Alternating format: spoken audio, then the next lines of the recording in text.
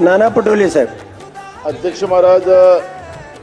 शासनाच्या मुख्यमंत्री युवा कार्य प्रशिक्षणार्थ्यांना कायमस्वरूपी रोजगार व मानधनात दुप्पट वाढ करण्याबाबत राज्य शासनाच्या मुख्यमंत्री व युवा कार्य प्रशिक्षण योजनेअंतर्गत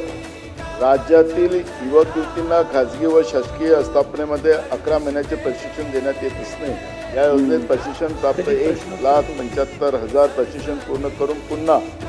शासनाच्या नाकारते धोरणापुढे बेरोजगार होणे, आज हे प्रशिक्षित बेरोजगार युवक व युवती आत्महत्यासारखे टोकाचे पाऊल उचलत असणे, लातूर, छत्रपती संभाजीनगर येथे आत्महत्याही झाल्या असणे, त्यामुळे या प्रशिक्षित युवक युवतींना त्यांच्या शैक्षणिक क्षमतेप्रमाणे विविध शासकीय आस्थापनेमुळे कायमस्वरूपी रोजगार मिळाला पाहिजे व मानधनामध्ये दुप्पट वाढ होणे आवश्यक असणे, हे प्रशिक्षित युवक युवती राज्यात सातत्याने आंदोलन करत असणे,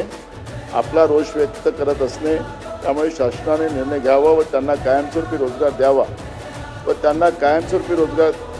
त्यांच्या मानधनात सदरील विषय गंभीर व महत्त्वाचा असल्याने सदर विषयावर या ठिकाणी मी पॉईंट मांडत असताना अध्यक्ष महाराज, सुरुवातीला जेव्हा निवडणुकीच्या पहिले राज्याचे आताचे मुख्यमंत्री आपले जे दोढा मंत्रीजी आणि उपमुख्यमंत्री एकनाथ शिंदे आताचे त्यावेळेचे मुख्यमंत्री यांनी या सगळ्यांचं एक मोठं संमेलन घेतलं होतं आणि त्या संमेलनात सांगितलं होतं की आमचं सरकार आल्यानंतर आम्ही तुम्हाला सेवेमध्ये नियमित करू, अशा पद्धतीचं व्हिडिओ पण त्या पद्धतीचं ते दाखवतात आहेत. काल पण ते लोक चॉकलेट घेऊन आले होते अध्यक्ष महाराज, आणि सरकार त्यांचे एक प्रकारचं आणि त्याच्यामध्ये मोठ्या प्रमाणात हे लोक आत्महत्या करायला लागलेले आहेत. आणि म्हणून माझी आपल्या माध्यमातून विनंती या सरकारला आहे की या सगळ्या युवकांना बोलवून त्यांना दिलेल्या आश्वासनाची पूर्तता सरकारने करावी. आणि